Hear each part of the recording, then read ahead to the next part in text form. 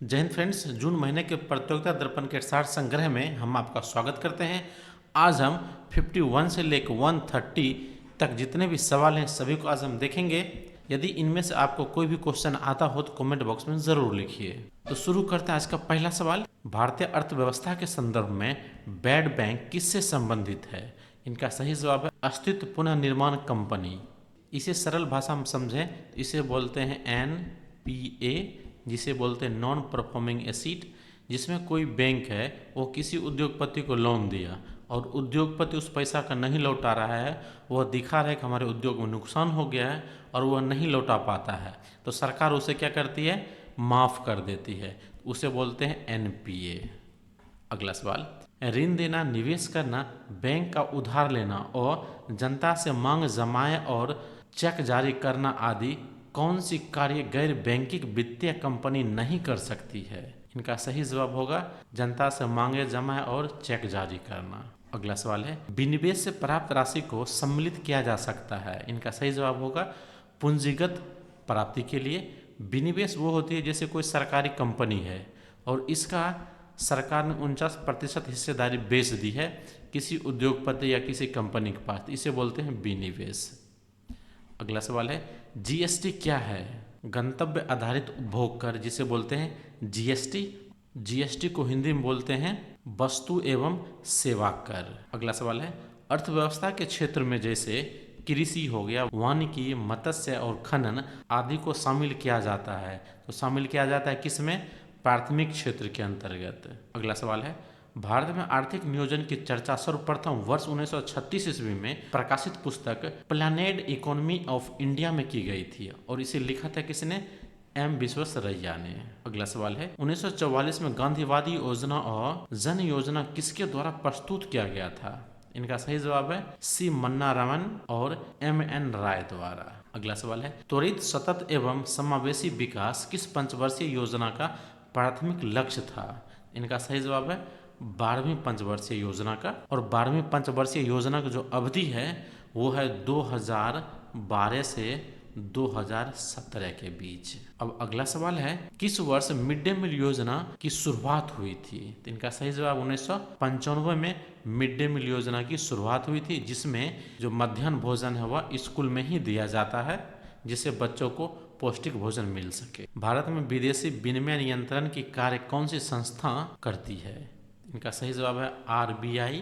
अब सामान्य विज्ञान एवं तकनीक से कुछ सवाल है, इसे भी देख लेते हैं। पहला सवाल है, ये सवाल है वह कौन सा अर्धचालक डिवाइस है जिसका प्रयोग मूल संकेत की आवृत्ति को बनाए रखते हुए आयामी संकेत की शक्ति बढ़ाने के लिए किया जाता है?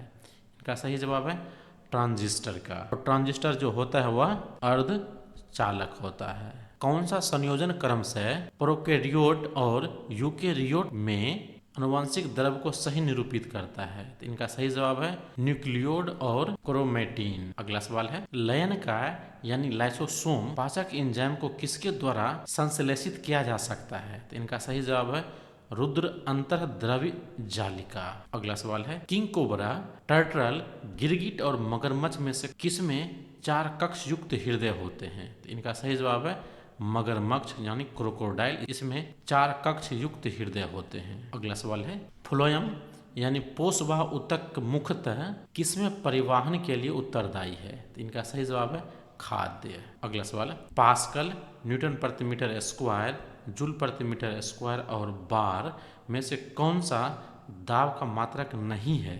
इनका सही जवाब वो है जूल मीटर प्रति सेकेंड स्क्वायर, यह दाब का मात्रक नहीं है। और जूल मीटर प्रति सेकेंड स्क्वायर यह है ऊर्जा का मात्रक है। अगला सवाल है एल्युमिनियम, कांच, नीलम और जल में से किस पदार्थ का प्रयोग उत्तल लेंस बनाने के लिए नहीं किया जा सकता है? तो इनका सही जवाब होगा एल्युमिनियम, क्योंकि यह धातु है और इनके आर पार नहीं झांक सकते हैं। बाद बाकी कांच, नीलम जल के आर पार झांक सकते हैं, यह पारदर्शी हैं और यह अपारदर्शी हैं। अब अगला सवाल आकाश में नीले रंग के लिए कौन सा प्रकाशीय परिघटना उत्तरदायी है? इनका सही जवाब है प्रकाश का परिकिरणन। अगला सवाल है यांत्रिक ऊर्जा को विद्युत ऊर्जा में परिवर्तन करने के लिए प्रयोग किए जाने वाले विद्युत यंत्र को क्या कहा जाता है? इनका सही जवाब है जनरेटर। जनरेटर में डेनमे को इंजन के सहायता से घुमाया जाता है और यहाँ से विद्युत उत्पन्न होता है जिससे कि लाइट जलती है, प्रकाश जलती है। तो ये होती है यांत्रिक ऊर्जा से विद्युत ऊर्जा में। अगला सवाल है, किसी लेंस की फोकस दूरी का परिणाम 2 मीटर है तो लेंस की क्षमता क्या होगी? तो इनका सही जवाब है हाफ डायोप्टर होगी। लेंस की क्षमता बराबर होता है 100 बटे फोकस, तो 100 बटे 2 मीटर है तो ये हो जाएगा 200, तो ये हो जाएगा हाफ डी यानी डायोप्टर।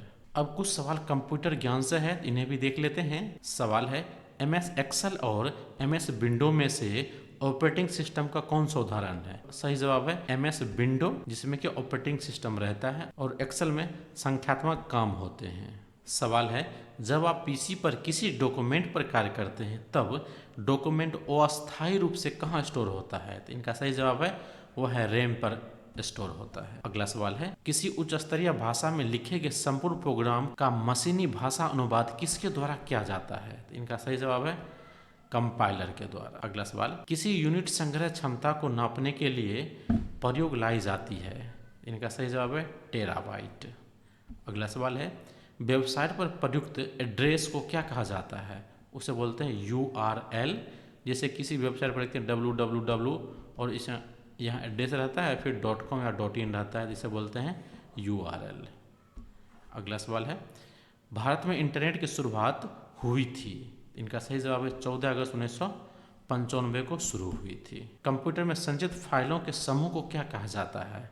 इसे बोलते हैं डायरेक्टरी। अगला सवाल है, ऐसा प्रोग्राम जो अस्थायी तौर पर रोम में संग्रहित होता है और कहलाता है?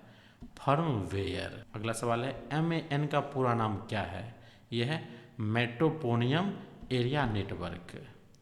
अगला सवाल है, हाई स्पीड मेमोरी को कहा जाता है? उसे बोलते हैं कैश मेमोरी। अब कुछ सवाल कृषि से है। अगला सवाल है, मैग्नीज, कॉपर, मैग्नीशियम और क्लोरीन में से कौन बृहद पादप पोषक का उदाहरण है? तो इनका सही जवाब है मैग्नीशियम। अगला सवाल है, विशेष प्रकार की मृदा प्रवाह वाली भू आकृति प्रक्रिया मृदा संपूर्ण कहाँ देखी जाती है? इनका सही जवाब है अस्थायी तुषार क्षेत्र में देखी जाती है। अब अगला सवाल है, भारत में कोई कृषि योग्य भूमि जिसे 1 वर्ष से अधिक लेकिन 5 वर्ष से कम अवधि के लिए बिना जोते छोड़ दिया जाता है तो कहा जाता है? चालू प्रतिभूमि से इतर प्रतिभूमि। अगला सवाल है, पौधे किस्म और कृषक अधिकार संरक्षण अधिनियम को किस वर्ष अधिनियमित किया गया था? इनका सही जवाब है वर्ष 2001 में। अगला सवाल है, मूंगा रेशम के कीट के मेजबान पौधे को कहा जाता है?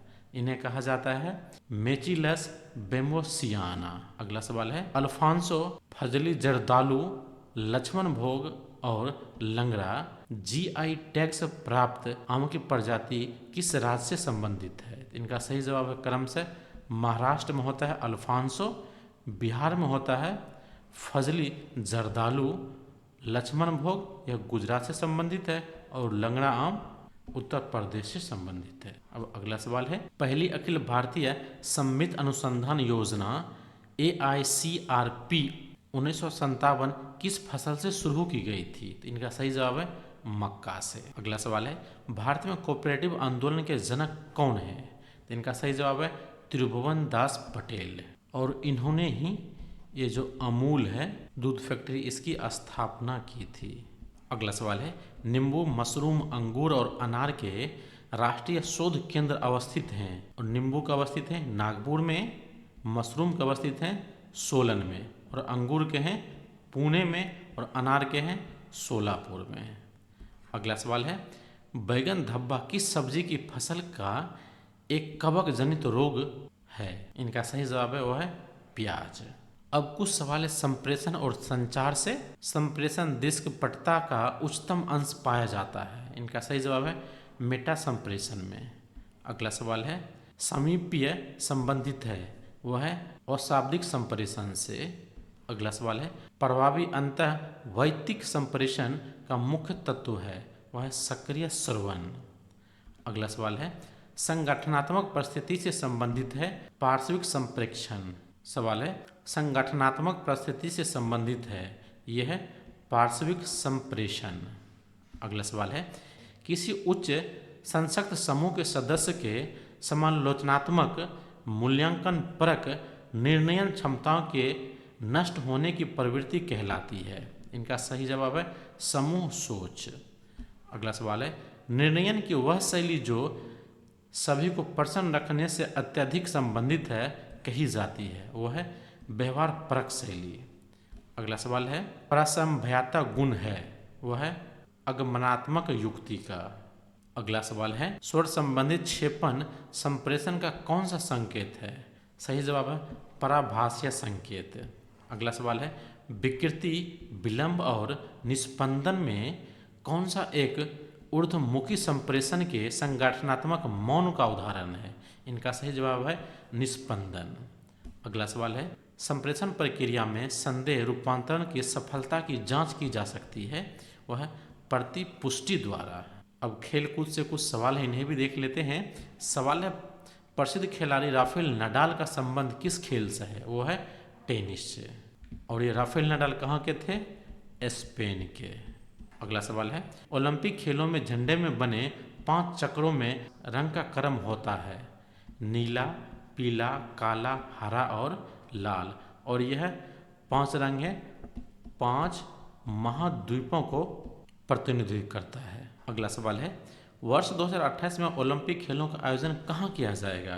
तो वह है लॉस एंजलिस, और लॉस एंजलिस है अमेरिका में। अब अगला सवाल है, भारत के करुण नायर का संबंध किस खेल से है? इनका सही जवाब है क्रिकेट से। अगला सवाल है, पूर्व में किन खेलों को ब्रिटिश एम्पायर के नाम से जाना जाता था? इनका सही जवाब है राष्ट्रमंडल खेल। सवाल है, पहले एशियाई खेलों का आयोजन मार्च 1951 में नई दिल्ली में हुआ, इसका प्रतीक चिन्ह क्या था? इनका था चमकता सूर्य। अगला सवाल, पहले दक्षेस खेलों का आयोजन किस वर्ष किया गया था? तो यह है 1984 में, वो हुआ था काठमांडू में, और काठमांडू कहाँ है? नेपाल की राजधानी। अगला सवाल, रंगास्वामी कप किस खेल से संबंधित है? तो यह है हॉकी से, और हॉकी 2 देशों का राष्ट्रीय खेल है, वह है इंडिया और पाकिस्तान का। अगला सवाल है, एकमात्र ग्रैंड स्लैम जो घास पे खेला जाता है वह है विंबलडन। अगला सवाल है, कौन सा ग्रैंड स्लैम लाल काले के कोर्ट पे खेला जाता है? वह है फ्रेंच ओपन। इस पे खेलने के लिए राफेल नडाल प्रसिद्ध हैं। अब विविध से संबंधित कुछ सवाल हैं। सवाल है, भारत में शिक्षा क्षेत्र की समीक्षा के लिए भारत सरकार द्वारा काठौरी आयोग, याद रखिए क्या है, काठौरी आयोग की नियुक्ति कब हुई थी? यह हुई थी वर्ष 1964 ईस्वी में। अगला सवाल है, ऑपरेशन फ्लड को सामान्यतः किस और नाम से जाना जाता है? तो वह है श्वेत क्रांति। अगला सवाल है, स्टैंड अप इंडिया स्कीम किस मुद्दे से संबंधित है? यह है महिलाओं, अनुसूचित जाति, अनुसूचित जनजाति समुदाय के बीच उद्यमशीलता को बढ़ावा देना। अब अगला सवाल है, केंद्रीय रिजर्व पुलिस बल, सीमा सुरक्षा बल, असम राइफल में से कौन सा सबसे पुराना केंद्रीय अर्धसैनिक बल है? इसमें है असम राइफल, जो कि आज़ादी से पहले ही इसका गठन हुआ था। अगला सवाल है, मिजोरम में 50% से अधिक क्षेत्र कृषि के अंतर्गत आता है, वह है झूम कृषि के अंतर्गत आता है। अब अगला सवाल है, किस संघ राज्य क्षेत्र की मुख्य भाषा दिवेही है? इनका सही जवाब है लक्षद्वीप की भाषा दिवेही है। अगला सवाल है, आसियान, CIS, IU, ओपेक के मुख्यालय अवस्थित हैं। आसियान के हैं कहाँ पे? जकार्ता में। CIS के हैं मिस्क में, और EU के हैं ब्रुसेल्स में, और ओपेक के हैं वियना में। अब अगला सवाल है, किस संगठन का संबंध राजनीतिक रूप से संवेदनशील क्षेत्र में सड़कों का निर्माण एवं रखरखाव है? तो वह है BRO, जिसे बोलते हैं सड़क सीमा संगठन। अगला सवाल है, बिम्स्टेक के सदस्य देशों में सम्मिलित देश हैं बांग्लादेश, भूटान, नेपाल, भारत, श्रीलंका, थाईलैंड, म्यांमार। इसमें मुख्य रूप से भारत के पड़ोसी देश शामिल हैं। अगला सवाल है, प्रमुख रेल मंडल पूर्व मध्य, उत्तरी पूर्वी, उत्तरी पूर्व फ्रंटियर और उत्तर पश्चिमी का मुख्यालय कहाँ अवस्थित है? तो यह क्रम से इस तरह है, पूर्व मध्य का वह है हाजीपुर में, और उत्तर पूर्व का है गोरखपुर में, और उत्तर पूर्व फ्रंटियर का है मालीगांव और उत्तर पश्चिम का है जयपुर राजस्थान। यदि यह वीडियो आपको अच्छा लगे तो हमारे चैनल को लाइक कीजिए, शेयर कीजिए, सब्सक्राइब कीजिए। कल हम इसका क्विज लेकर आएंगे। शुक्रिया।